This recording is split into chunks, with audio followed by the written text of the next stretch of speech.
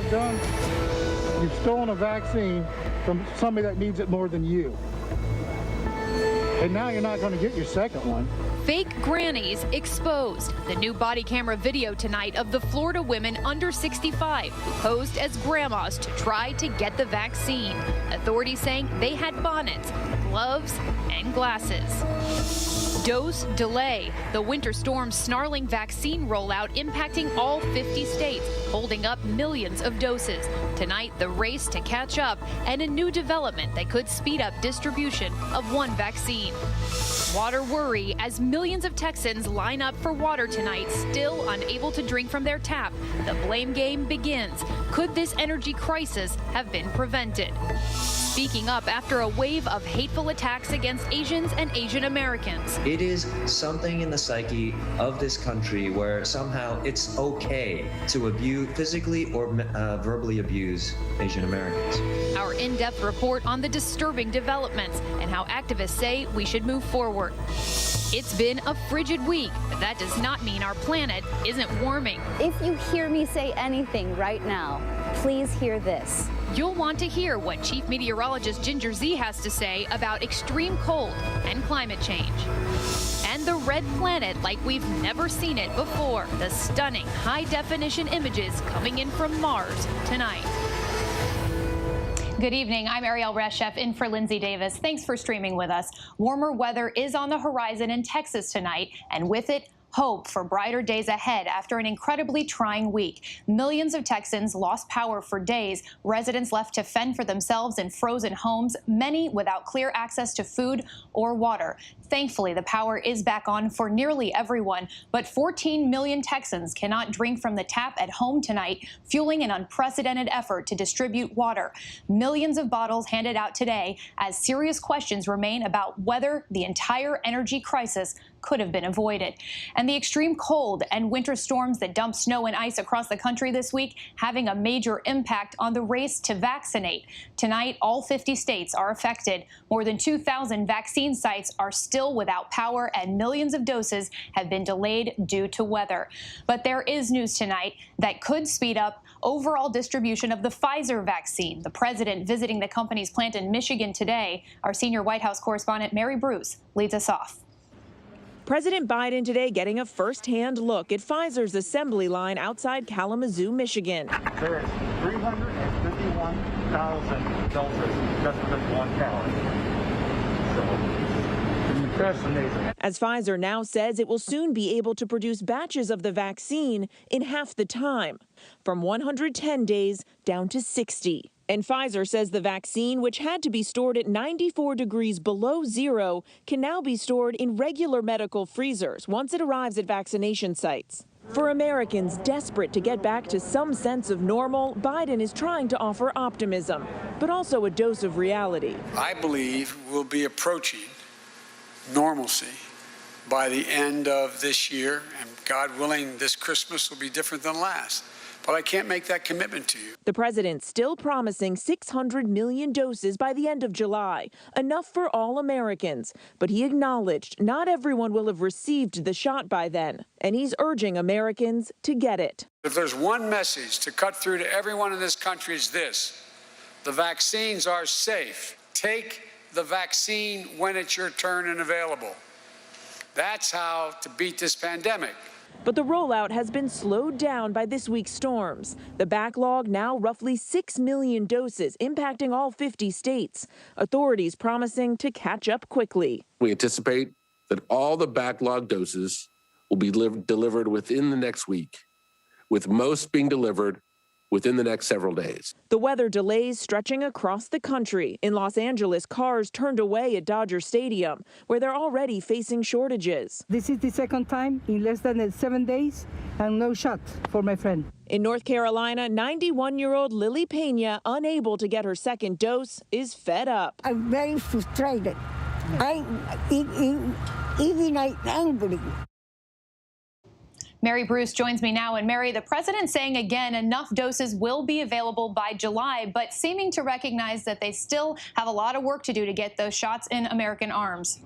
Yeah, and that's why you heard the president stressing the vaccine safety. They're urging everyone to go ahead and get this vaccine as soon as they possibly can. The goal, of course, is to reach that herd immunity of 70 to 85% of Americans vaccinated. And then the president is hoping that we may get a taste of the semblance of normalcy, possibly around the holidays. Ariel. We sure can hope. And Mary, we also heard another new timeline today from Dr. Fauci on when elementary school-aged kids may be able to get this vaccine.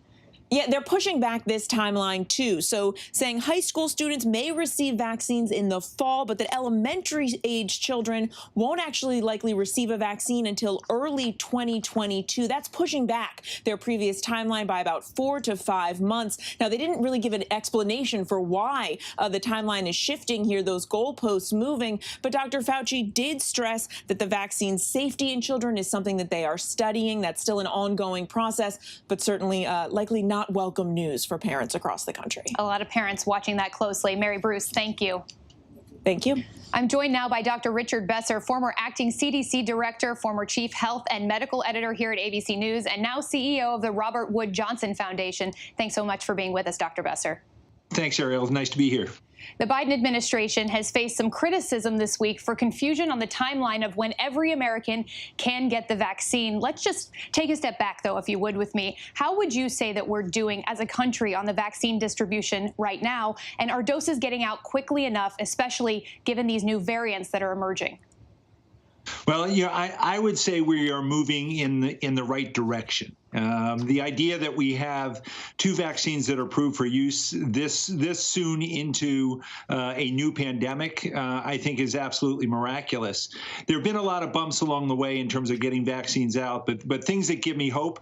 The numbers are going up every day, and in addition to the numbers of people being vaccinated, we're hearing that there's more intentional outreach to get vaccines into communities that are hardest to reach.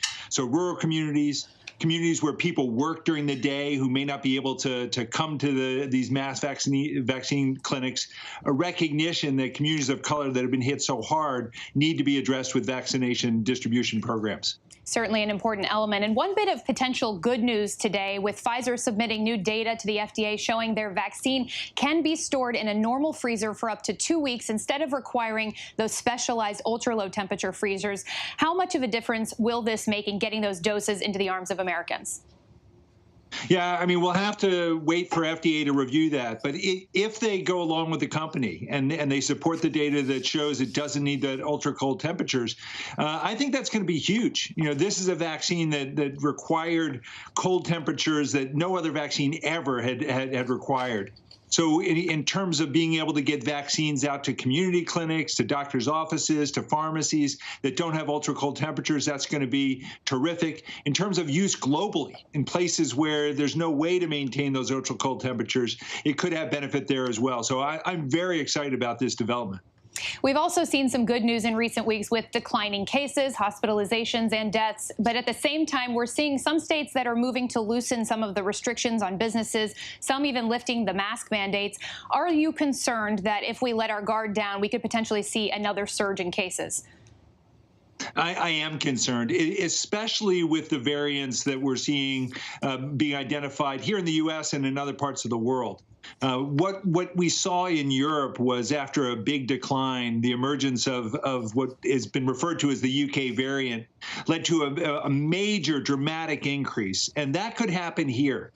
So my inclination is to say let's keep together on this. Let's wear our masks. Let's keep apart. Let's avoid crowded places. Limit our travel.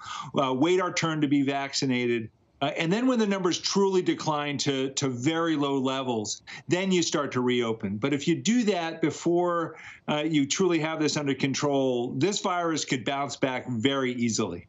I've got to ask you, so based on our current progress, what's your view of what's realistic when it comes to our future? What can we expect for some degree of normalcy, or should we just be changing altogether our idea of what normal might be? Well, yeah, I think normal will be different. When I think of the workplace and what that looks like, that may be different for a long time and permanently in some places in terms of remote work. But in terms of there being enough vaccine for people, everyone who wants to be vaccinated to get it and to be able to ease more restrictions, it depends so much on vaccine supply. I expect that within a couple months, from what I hear, the supply will outpace the demand. And so it'll be a matter at that point of trying to get people the information that they need to make a decision so that more people will go ahead and get vaccinated. Hopefully by this summer, we'll be able to enjoy a lot more activity than we were this previous summer. It will be a while before there's vaccines for children. So the school year will look different than this fall will look different than a normal school year. But I'm hoping that this fall, by the end of the year, we will be enjoying life in a way that seems very, very long ago. We're going to embrace some of that cautious optimism. And finally, President Biden announced today a $4 billion commitment to global efforts to target getting vaccines to poor countries. Now, this does not divert supply away from Americans, as many had mistakenly assumed. But why is this an administration priority, and should it be? It is so incredibly important when you, for many reasons. One, morally and ethically, we have a responsibility to help ensure that vaccine gets to everyone around the globe who needs it. In terms of our own national interests, though, what we've been seeing with new variants springing up around the globe, that will continue to happen until the entire world's population is vaccinated. So we have a vested interest in that. And by contributing to the fund to purchase vaccines, we will allow lower income countries to have access to the same vaccines that we have access to here. It's a very important step by the government. Dr. Besser, thanks so much for your insight and spending some time with us on a Friday night. We appreciate it. Thank you so much. Have a good weekend. Turning back now to the crisis in Texas tonight, lines stretching for miles for water. In Houston, the city closing vaccine sites and turning them into water distribution hubs. This as the final punch of snow moved through the state today. Del Rio, Texas, just reeling. The border town received a record-breaking 11 inches of snow overnight. Though warmer weather is finally on the horizon, the concern tonight lies squarely with water and when those 14 million residents could be able to drink from their own taps at home again. Our Marcus Moore reports. Tonight, long lines stretching for miles across Texas, millions struggling to find clean water, even as the power comes back online. I don't have any water, that's why I'm here today. With more than 14 million people being told to boil their water, mass distribution sites like this one opening up today. Houston resident Percy McGee, a diabetic, waiting in line since 6 o'clock this morning because supermarket shelves are empty. I mean, I have no choice. All the stores in my area are out of water. Our Trevor Alt in Houston. All these cars have waited hours today to receive this bottled water. This is typically a mass vaccination site here in Houston, but today the city's determined water is just more important. The storm-related death toll growing. At least 60 people killed nationwide. In Harris County alone, 10 people dying from hypothermia. 11-year-old Christian Pineda Pavone, seen here playing in the snow in Conroe, Texas Monday, found dead in his bed the next day. His family believes he died in the freezing temperatures after their home lost power. I'm heartbroken because, like I said, I've never imagined any of this was going to happen. The lack of water also an issue for many hospitals. Memorial Hermann in Houston now trucking in water, and emergency calls are skyrocketing. I've had dead people come in with higher temperatures than some of these patients.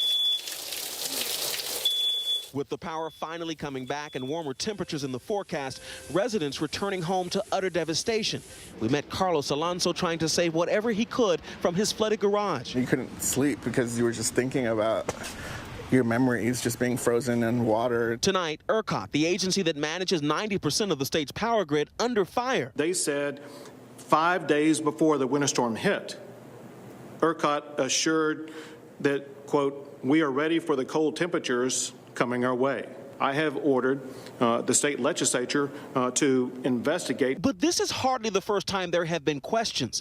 10 years ago, a similar weather disaster, the brutal cold, then the power outages, and recommendations made back then to winterize the equipment. But many now asking, was anything actually done? Tonight, ERCOT defending its handling of the storm and vowing to investigate. Texas can't afford for this to happen again. President Biden tonight expected to sign a major disaster declaration for Texas, promising he will visit soon. I had planned on being in Texas the middle of next week, but what I don't want to be is a burden. A similar emergency unfolding in Jackson, Mississippi.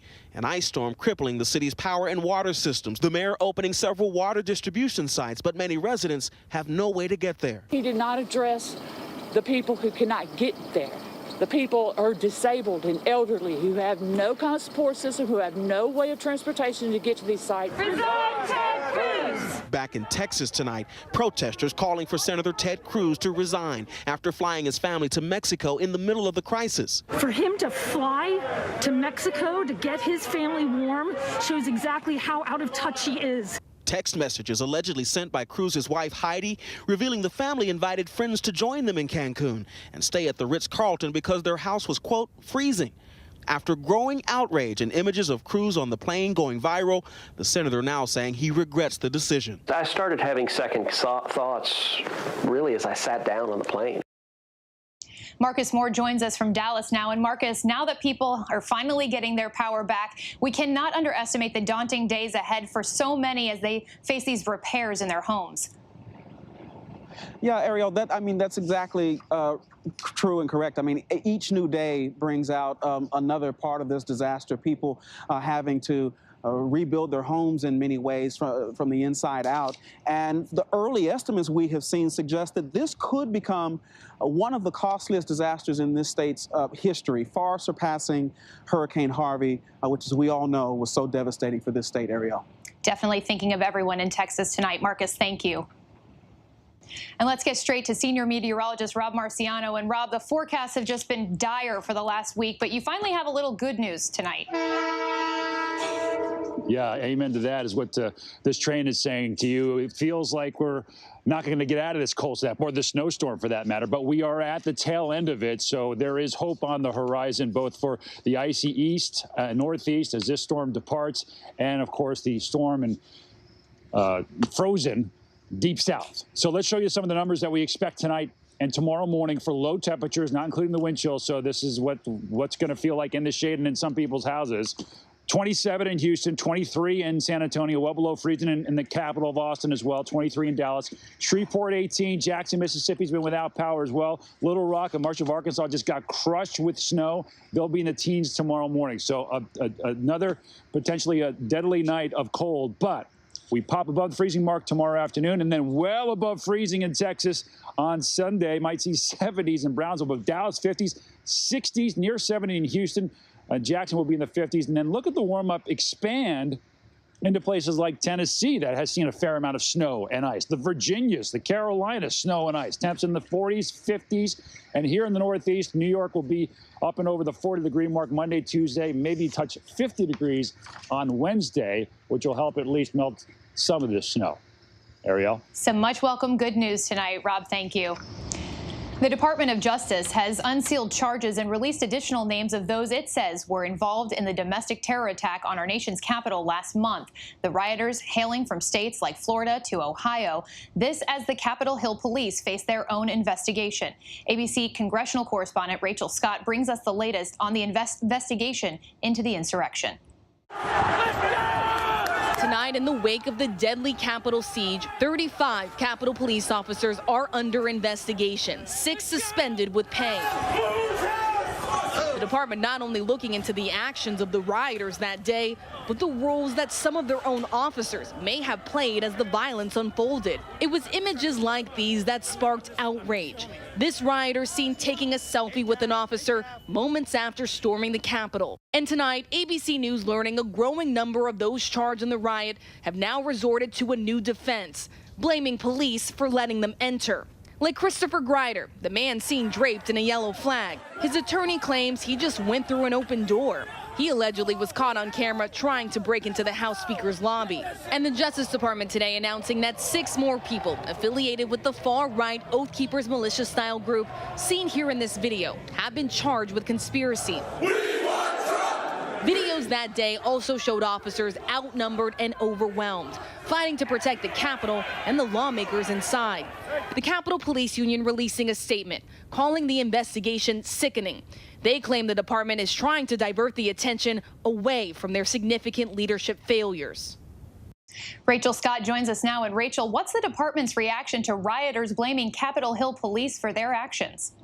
Yeah, well, the acting police chief has made it clear that any officer whose behavior was out of line with their rules of conduct will be facing discipline. So they're going to continue to look into this. And we know that they've been poring over a lot of the videos, just like we have, those images on social media of what happened here on January 6th. They're also trying to get to the bottom of what their officers were doing that day.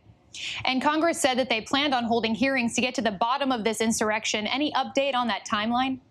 Yeah, so we know that next week, the House and the Senate will both be holding these public hearings, and they'll be bringing in leadership officials from the Capitol Police Department, and they're going to try and get some answers into the security failures on January 6th. I could tell you, Ariel, from being here on the ground, one of the biggest questions that I had that day was how is this building left so vulnerable during that time, during the point where you could have an insurrection here at the United States Capitol? They're going to try and get some answers into how those officers were so outnumbered and so overwhelmed, Ariel. A lot of people echoing those questions. Rachel Scott there in Washington for us. Thank you so much. Earlier today, President Biden laid out his view of America's place in the world while addressing a security conference with European allies. His message was pretty clear. America is back, and so are global alliances, including the Paris Climate Accord. Here's ABC's chief Washington correspondent, Jonathan Karl. Today, in his first major speech on the world stage, President Biden declared an end to Donald Trump's America First, America Alone foreign policy. I'm sending a clear message to the world. America is back. The transatlantic alliance is back. And we are not looking backward. We are looking forward together. President Biden has already taken several concrete steps to erase Trump's foreign policy initiatives. He's rejoined the Paris Climate Accords and the World Health Organizations. He said he wants to restart nuclear talks with Iran. And today, Biden talked of working closely with allies Trump delighted in publicly criticizing and pushing aside. Let me erase any lingering doubt. The United States will work closely with our European Union partners and the capitals across the continent. Biden was addressing European allies remotely, a conference that had all the look of a large Zoom call. Can everybody hear me? Just wave if you can hear me. It came with technical difficulties, too. In a moment we can all relate to, British Prime Minister Boris Johnson reminded the German Chancellor to mute her line. Can you hear us, Angela? That's okay. That's all right. I think you need to mute. Later, Johnson, who had been friendly with Trump, enthusiastically welcomed Biden's abrupt change of course. America is unreservedly back as the leader of the free world, and that is a fantastic thing. John Karl joins me now. And John, the president embraced our European allies today, but he had a strong message for Russia.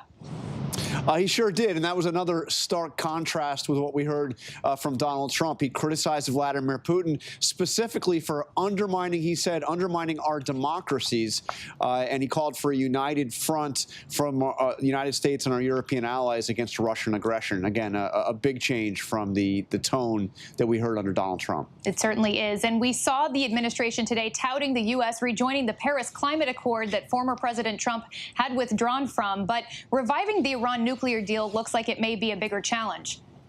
It sure will be. This is not an easy one. First of all, the Iranians are making it clear that they might not yet be ready to negotiate the terms of this. They say that the United States dropped out of the agreement and therefore has to come back into compliance with the agreement before negotiations can begin. That means dropping the sanctions that Donald Trump, the Trump administration, had reimposed. But meanwhile, after the United States dropped out of the Iran nuclear deal, Iran effectively dropped out of it as well, started to reprocess uranium, violating the terms of the agreement quite dramatically and getting much closer towards having the necessary fuel to build a nuclear weapon. So it's a big question of how you can kind of get this agreement back in place when both sides are saying, the Iranians are saying that the U.S. first has to drop sanctions, and the Biden administration is saying first Iran must come back into compliance with the deal. It's not going to be easy. This is going to be a tough one. A lot of international stakeholders also paying close attention. John Karl in Washington for us tonight. Thank you. Thank you, Ariel. Coming up tonight, when extreme cold strikes like we've seen in Texas, climate change skeptics claim there's no global warming. Tonight, our Ginger Z explains why brutal cold in unlikely places may actually prove our climate is changing. News tonight on the condition of Prince Philip, still in the hospital. But up next, the disturbing xenophobic attacks against Asian Americans taking place across the country. What can be done to stop this disturbing trend? Stay with us. Miscellaneous. America, get ready for this. All the pain, all the joy. A show by Black people for all people about the Black experience in America. It's time to go there. And there will be music. Coming Tuesdays this March to ABC. Soul of a Nation. Soul of a Nation. Soul of a Nation. We're ready for this. In recognition of all you've done, the people of the world hereby crown you Queen of Soul. Make sure the world only sees the Aretha Franklin you want them to. You got to disturb the peace when you can't get no peace. This is what you were meant to do. Genius, Aretha. Premieres Sunday, March 21st at 9 on National Geographic. There's nobody that has not been touched by this pandemic. It's tough right now because, we're struggling. We have serious demand issues. For the first time ever, we have to have each other's backs. I see color. Here we go. We're all in this together, and we have to make this work. Well done, Spurs. This song we got. Wicked Tuna. New season Sunday at 9 on National Geographic. The reality is our country can collapse from within. You see the white power movement on the march. Klansmen and neo-Nazis, skinheads, it's meant to incite war. From the KKK to Oklahoma City to Charlottesville, the new documentary event special. We just need to start talking about race. Homegrown hate, the war among us. This is a real wake-up call. Streaming now on ABC News Live. Now, when it matters most, the straightforward facts. ABC News is America's #1 news. #1 in the morning, #1 in the evening, with America's most watched newscast. #1 in late night versus the competition. The #1 news magazine on Friday nights. #1 in politics across this historic election versus the competition. The #1 daytime talk show. And #1 in streaming news. ABC News is America's #1 news. We turn now to a startling spike in attacks against Asian Americans around the country. This week, a 52-year-old woman was struck after a verbal dispute at a Queens bakery in New York. Actress Olivia Munn, a friend of her son, credited the NYPD and social media for identifying the alleged attacker. But this just one example of the recent violence against Asian Americans, and now a new generation is stepping up and demanding change. Here's ABC's Juju Chang. Montana's Ratanapakdi is grieving for her father, an always gentle soul. Happy birthday, dear Grandpa. Her dad, Vichar, moved from Thailand to San Francisco to help his daughter and son-in-law, Eric, take care of their 2 sons. It wasn't long before the whole neighborhood fell in love with Grandpa. Grandpa always friendly. All the neighbor, Grandpa always teaching us about forgiveness. All the neighbor remember him and he's smiling. But this is the video no daughter wants to see. Surveillance cameras capturing the moment her 84-year-old dad was attacked and violently knocked to the ground on a morning walk. It's painful. I don't want to see it. It's a broken heart. Vichar died 2 days later in the hospital. He never wake up again, bleeding on his brain. What did you say to him when you got to see him in the hospital? Dad, wake up. I want him to stay alive and wake up and come and see me again. But he never wake up again, and I pray for him.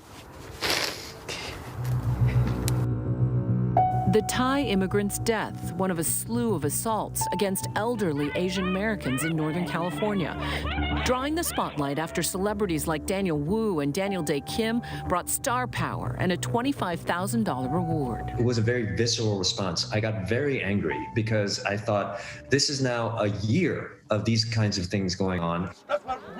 The videos prompting more than 1,000 people to gather over the weekend in the Bay Area to speak out against anti-Asian violence, calling for racial justice.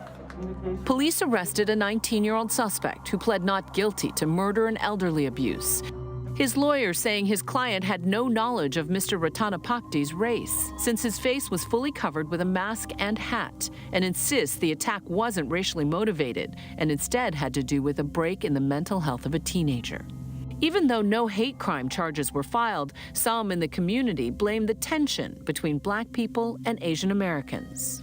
I think they're targeting to the Asian American community. We need the Black community to realize that that Black people are hurting Asians and they need to speak out in their own community. It is something in the psyche of this country where somehow it's okay to abuse, physically or verbally abuse Asian Americans. And this is not just one community.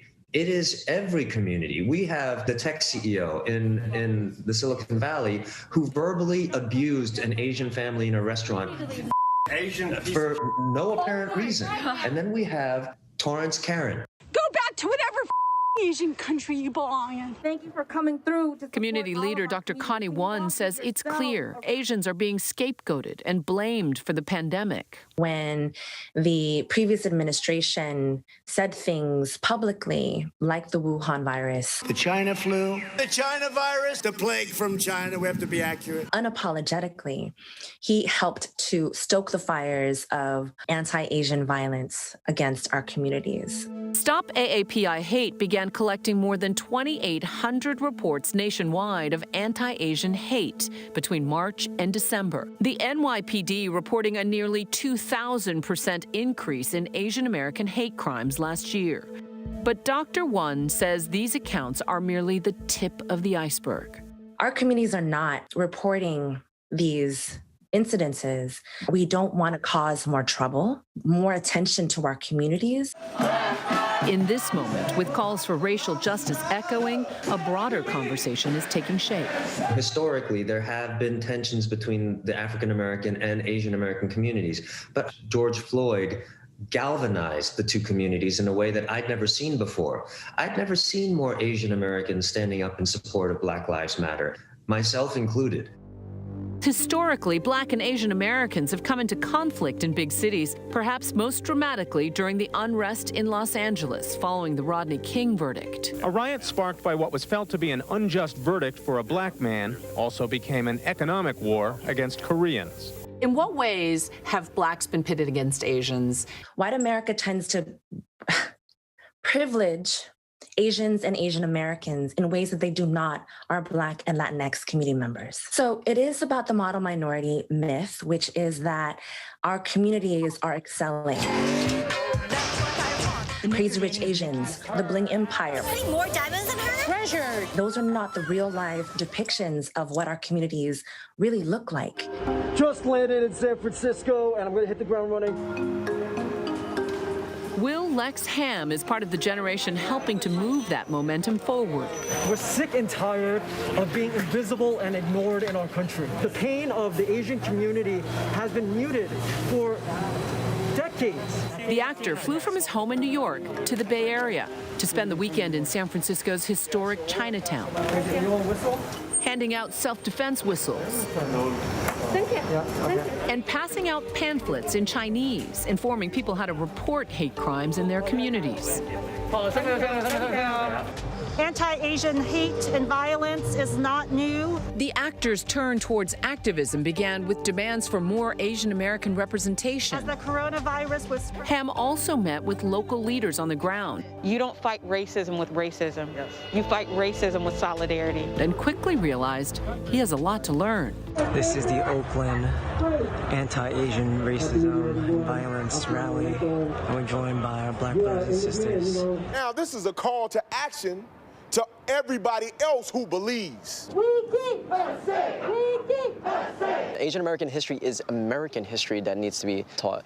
And so when it came to the Bay Area, I first learned about all these incredible Asian Americans who've been doing the work for decades. And they're utilizing their relationships with, Black community leaders, and a lot of the solidarity work that has been happening here to condemn the violence, to condemn the anti-Asian hate crimes. It's a challenge, Williams says, both inside and outside the Asian American community. The goal of these meetings is to learn.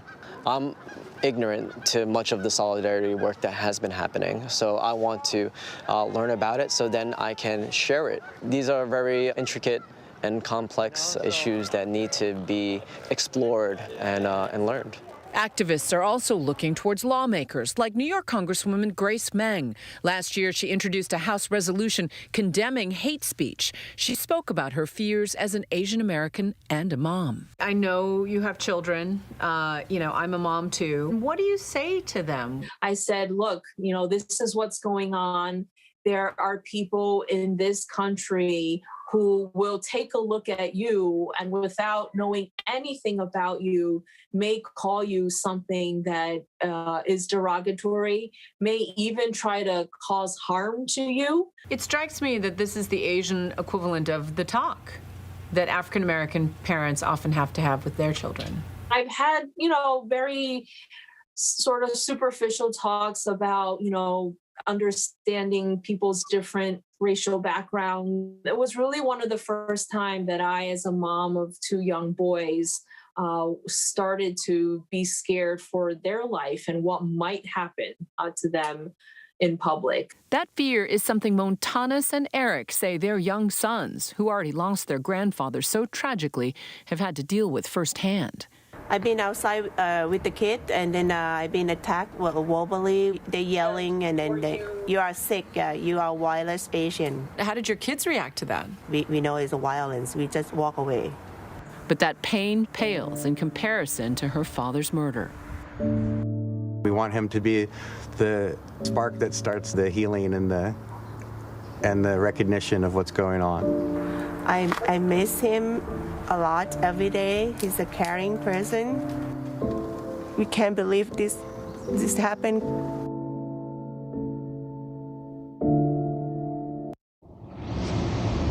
Our thanks to Juju for that story and to everyone working to stop hate. Still ahead here on Prime, the anger building against New York Governor Andrew Cuomo. He was initially praised for his handling of the pandemic, but now some are demanding an investigation into some of his actions. We'll explain. One of the most powerful couples in entertainment, Kim and Kanye, are officially calling it quits. What both now say they want. And there's been so much misinformation about the $4 billion the U.S. is using to enhance the global vaccination effort. We break it all down by the numbers. But first, our tweet of the day, Harris County Judge Lina Hidalgo demanding accountability after the power and now water debacle in Houston and elsewhere in Texas.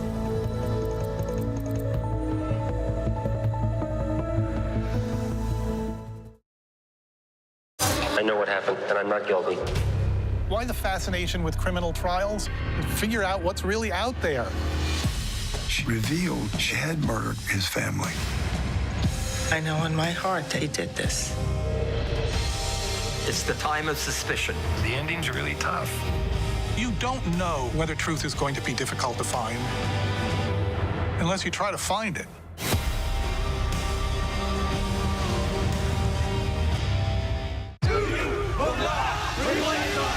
The reality is our country can collapse from within. You see the white power movement on the march. You will not Klansmen and neo-Nazis, skinheads, it's meant to incite war. From the KKK to Oklahoma City to Charlottesville, the new documentary event special. We just need to start talking about race. Homegrown hate, the war among us. This is a real wake-up call. Streaming now on ABC News Live.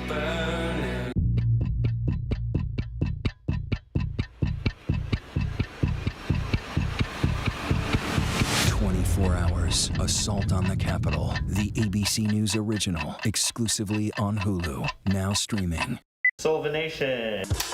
America, get ready for this. All the pain, all the joy. A show by Black people for all people about the Black experience in America. It's time to go there. And there will be music. Coming Tuesdays this March to ABC. Soul of a nation. Soul of a nation. Soul of a nation. We're ready for this. With so much at stake, so much on the line, more Americans turn here than any other newscast. ABC News World News Tonight with David Muir. We have made it through another week together. America's #1 most watched newscast across all of television. The world may feel out of your control, but your happiness doesn't have to be. Learn the secrets to happiness. Listen to the 10% Happier podcast, free on Apple Podcasts. Robin Roberts, George Stephanopoulos, Michael Strahan. Wake up with America's #1 most watched morning show. ABC's Good Morning America. ABC News honored winner for the second straight year with the Edward R. Murrow Award for Overall Excellence in Television. ABC News, America's #1 news source. While the U.S. struggles with its own COVID vaccine shortages, the Biden administration has pledged billions of dollars to help deliver vaccines to poor countries around the world. We take a closer look at what this really means by the numbers. $4 billion. That's what the U.S. has committed to a UN-led alliance known as COVAX that plans to distribute COVID vaccines to 92 low and middle income countries. $2 billion of that will be donated in the next days to weeks, according to officials. The U.S. has already purchased 600 million vaccine doses for Americans, and President Biden says we're on track to have enough doses for everyone in this country by the end of July. According to the White House, zero of those doses will be given to another country until there's, quote, sufficient supply here in the U.S. In other words, this foreign aid is not expected to impact our own vaccine stockpile or our vaccination effort. Global vaccine inequality is stark. 10 countries have administered 75% of all COVID-19 vaccines, while the UN says more than 130 countries have not yet received a single dose. Experts say that vaccinating the world is critical to ending the pandemic and preventing more and possibly deadlier virus mutations. And we still have a ton to get to here on Crime. After nearly a year, the big announcement from Prince Harry and Meghan about their future as royals. Kendall Jenner under fire for creating a tequila business. Is this cultural appropriation or simply a smart money move by a female entrepreneur? And the second ever Black Bachelorette speaking out about Chris Harrison's decision to step aside from the hit show for now, after he defended a current Bachelor contestant accused of racial insensitivity. But first, a look at our top trending stories on abcnews.com.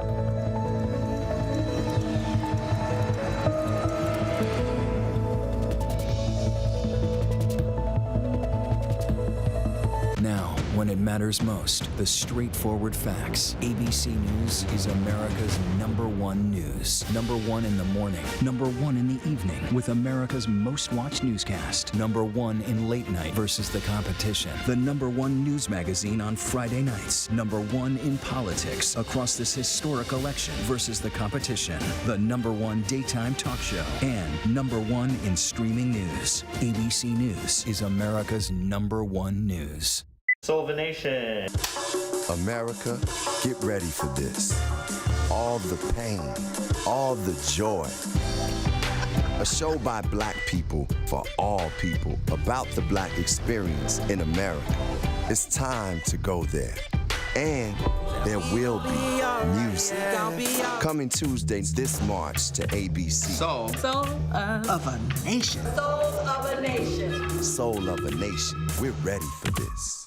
The world may feel out of your control, but your happiness doesn't have to be. Learn the secrets to happiness. Listen to the 10% Happier podcast, free on Apple Podcasts. ABC News honored winner for the second straight year with the Edward R. Murrow Award for Overall Excellence in Television. ABC News, America's #1 news source. This is GMA3, what you need to know.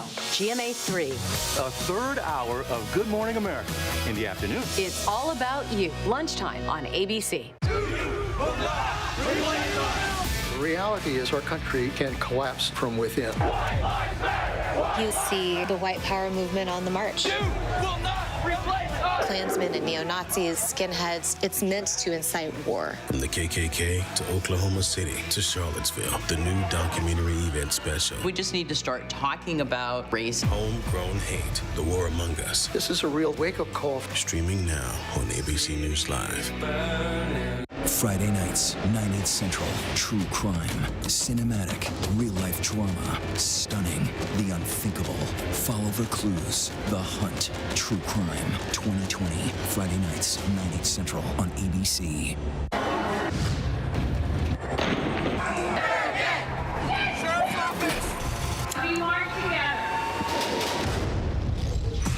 The most powerful stories of our time, anytime. Nightline.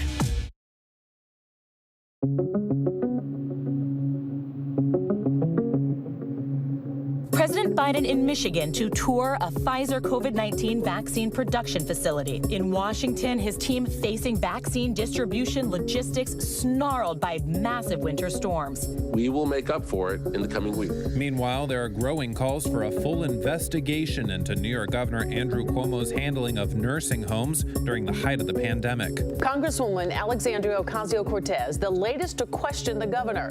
The Cuomo administration is accused of deliberately withholding data on the number of nursing home deaths. The FBI and the U.S. Attorney in Brooklyn are investigating, and state Democrats are backing a bill to restrict the governor's emergency powers over the pandemic. I don't really care what people say about me.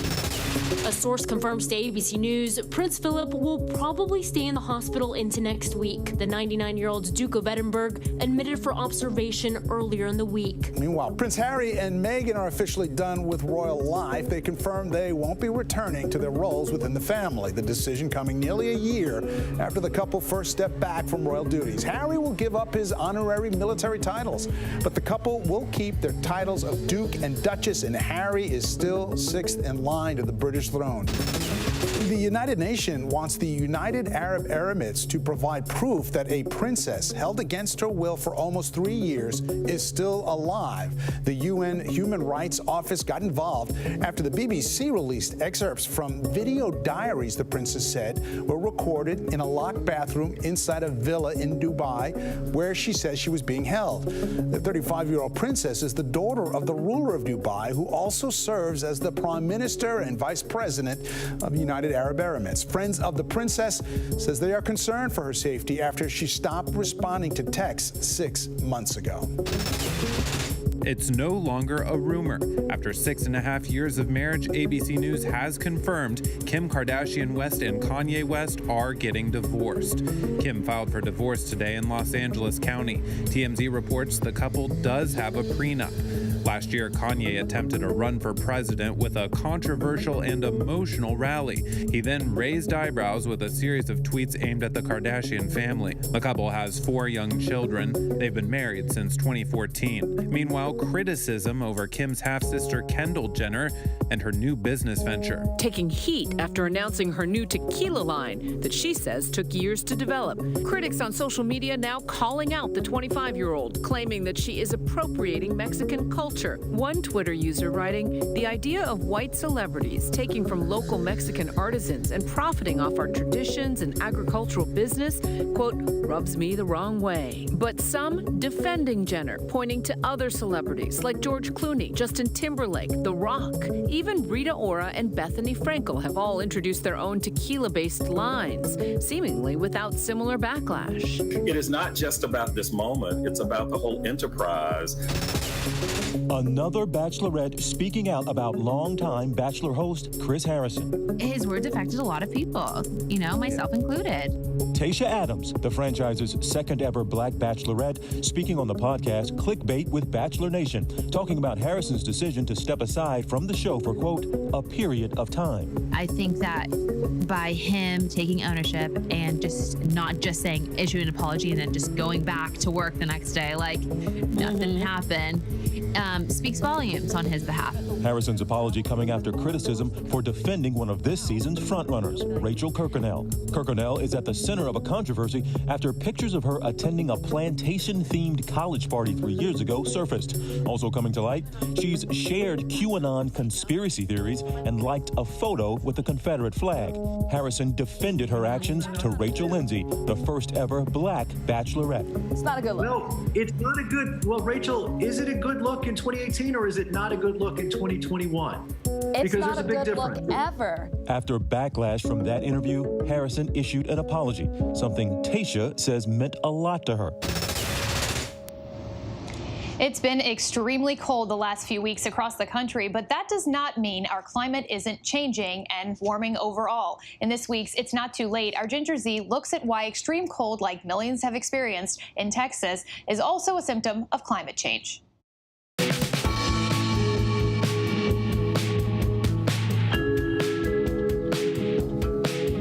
Hi, I'm Ginger Z, and it's not too late. You cold enough yet? Yeah, it's that time of year.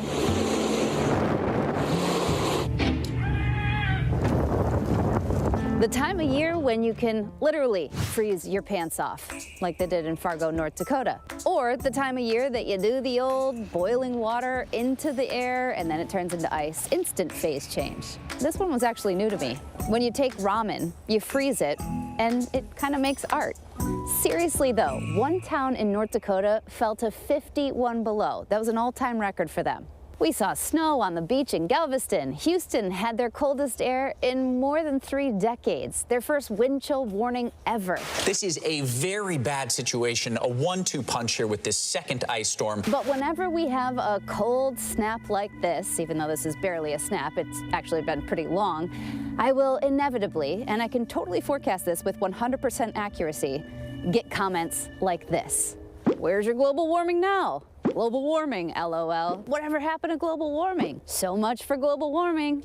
I could go on forever. But seriously, if you hear me say anything right now, please hear this. A temperature, or a stretch of temperatures, whether it's hot or cold, does not negate nor support global warming or climate change. Average temperatures are warming, and that includes winter temps. Jessie Diggins is a cross-country skier and Olympic gold medalist. She's traveled all over the world. There have been years where we were racing and training on this ribbon of man-made snow with green grass and mud on the side of the trail in January. I think it's more of the trend that we're seeing over time that, it's not just one venue and one weekend. It's multiple venues, multiple different countries. Over multiple years, it's getting more and more common to have this trend of needing to race on man-made snow. But we also know that more dramatic extremes in both cold and hot are symptoms of climate change. What that means is that the deviations day to day, month to month around what we call the statistical averages or the normals get bigger.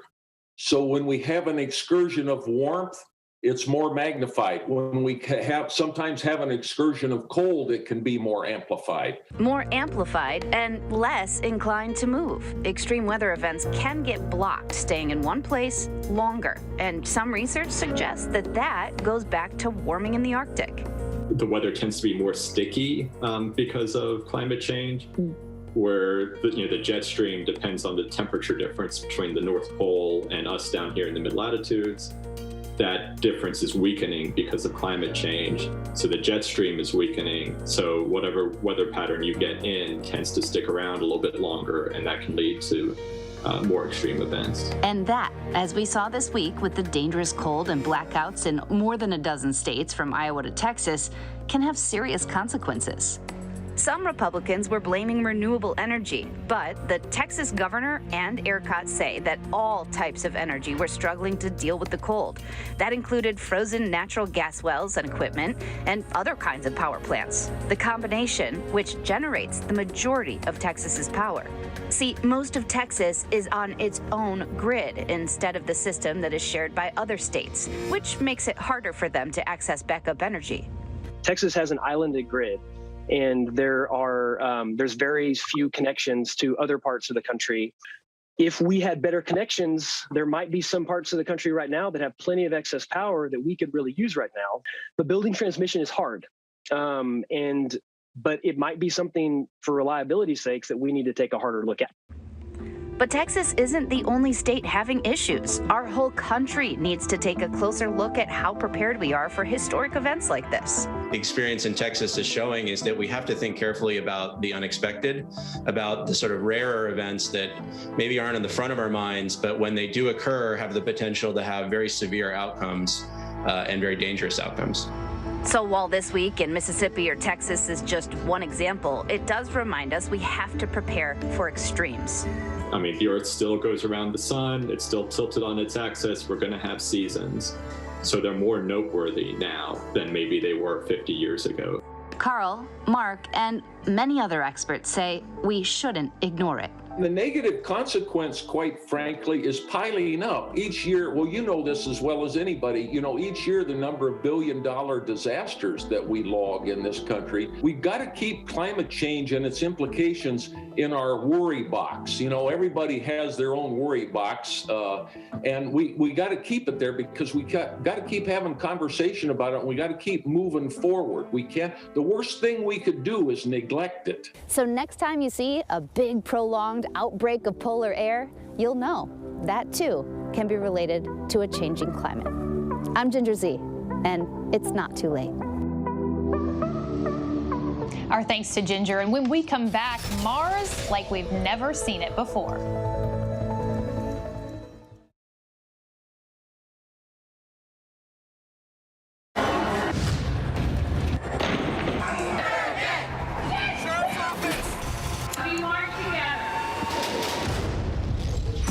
The most powerful stories of our time, anytime.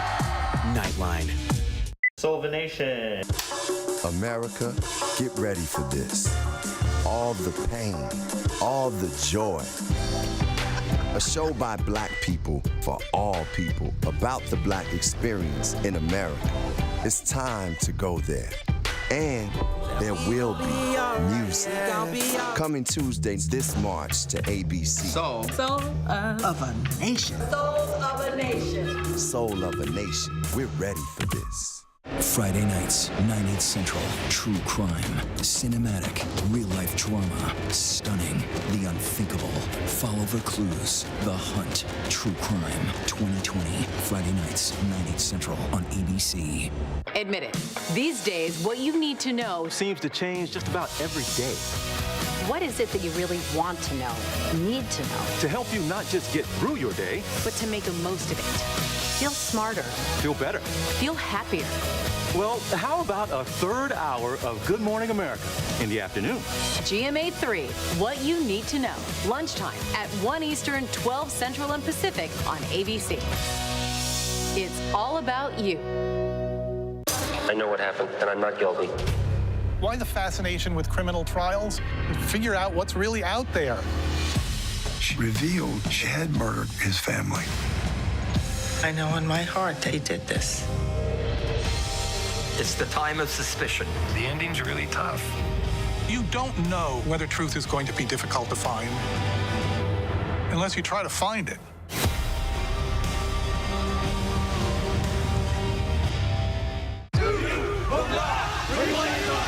The reality is our country can collapse from within. You see the white power movement on the march. You will not replace us! Klansmen and neo-Nazis, skinheads, it's meant to incite war. From the KKK to Oklahoma City to Charlottesville, the new documentary event special. We just need to start talking about race. Homegrown Hate, The War Among Us. This is a real wake-up call. Streaming now on ABC News Live. We're beginning to see the first images coming in from the new rover that landed on Mars on Thursday, and they're like nothing ever seen from the planet 128 million miles away. Alex Stone has more. New incredible images in from the surface of Mars. Teams at NASA and California's Jet Propulsion Laboratory releasing the highest resolution pictures ever seen from the red planet. This is our first color front HazCam image and our first color image from the surface of Mars. And this moment just before touchdown as Perseverance was gliding toward the surface. The rover, equipped with 23 cameras during its lifespan, will be snapping photos of the other world. When Perseverance touched down on Thursday, it was celebration in mission control. Touchdown confirmed. Perseverance safely on the surface of Mars, ready to begin seeking the sands of past life. And liftoff. Perseverance had traveled 300 million miles for 7 months, moving at 50,000 miles an hour during its journey. Then, in what was known as a 7 minutes of terror, the craft had to battle 2,300-degree heat, making entry into the Martian atmosphere. 9 successful landings on Mars. The only nation that's been able to do that. Just incredible. President Biden watching the landing from the White House, shortly afterwards calling the NASA acting administrator. Hello, Mr. President. I will tell Percy you said hello, sir. But now the real work begins. Perseverance will try to find signs of microbial life in the ancient riverbed where it landed. Quite a feat. Our thanks to Alex for that. And before we go tonight, the image of the day. A drive-through stadium turned into a water distribution site in Houston. The location set up in America's 4th largest city for the many residents unable to get clean water due to frozen or broken pipes caused by this week's storms. Of course, our thoughts are with those suffering so much in Texas right now, and we are hopeful to hear that the temperatures are set to warm up. That's our show for this hour. Stay tuned to ABC News Live for more context and analysis of the day's top stories. I'm Ariel Reshef. Thanks so much for streaming with us. Have a great Friday night.